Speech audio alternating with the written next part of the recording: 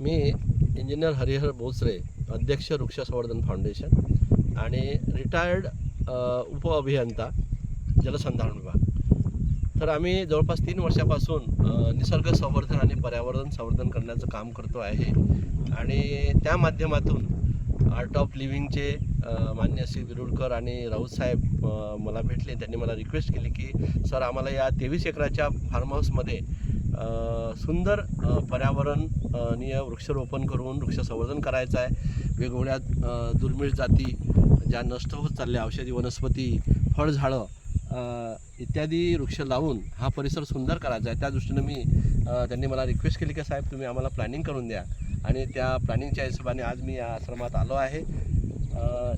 निसर्गरम्य हा परिसर आहे आणि या ठिकाणी जर आपण दुर्मिळ वृक्ष लावून संवर्धन करून रोपण करून जतन केले तर हा एक औषधी उद्यान होईल, फळवृक्ष उद्यान होईल आणि इथे आर्ट ऑफ लिव्हिंग मार्फत जे काही मेडिटेशन चालतं त्यालासुद्धा हे वातावरण पूरक होईल.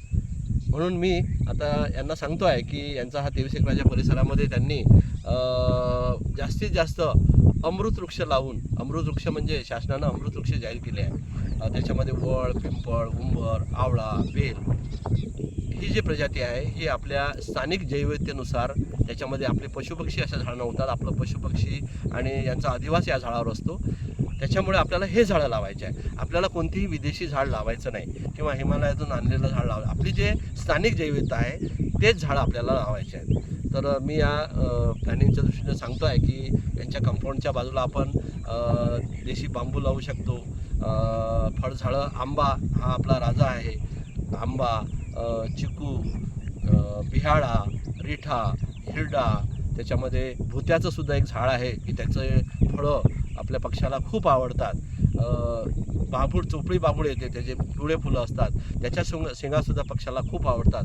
असे विविध प्रकारचे आपल्या जैवविविधतेनुसार, आपल्या अन्नसाखळीनुसार आपल्याला हे इथे वृक्षारोपण करायचं आहे आणि संवर्धन करून हा परिसर निसर्गरम्य करायचा आहे. तर आपल्या इथल्या प्लॅनिंगनुसार मी आपल्याला प्रत्येक ठिकाणी कोणकोणते वृक्ष लावायचे आहे त्याचं सविस्तर प्लॅनिंग करून देईल आणि त्याप्रमाणे आपण इथं नियोजन करून हा परिसर, आणि हे आर्ट ऑफ लिव्हिंगचं फार मोठं काम आहे. या ठिकाणी यांनी निसर्गाच्या सानिध्यात राहून आर्ट ऑफ लिव्हिंगची सेवा हे देत आहे, मेडिटेशन करत आहे, लोकांना शांती प्रदान करण्याचं काम आर्ट ऑफ लिव्हिंग माननीय गुरुदेव श्री रविशंकरजी हे करत आहे. पूर्ण जगामध्ये त्यांनी योग आणि साधना पोहोचवली, त्याबद्दल मी त्यांचा अत्यंत ऋणी आणि धन्यवाद मानतो.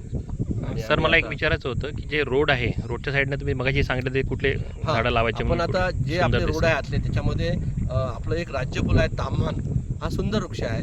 तर तो एका साईडला ताम्हण आणि बहावा, अमलताश, आणि हे दोन्ही वृक्ष औषधी वनस्पती आहे आणि त्या दृष्टीनं तो रस्त्याच्या दुतर्फा आपण ताम्हण आणि बहावा लावू, बेल वृक्ष लावू, कवठ लावू.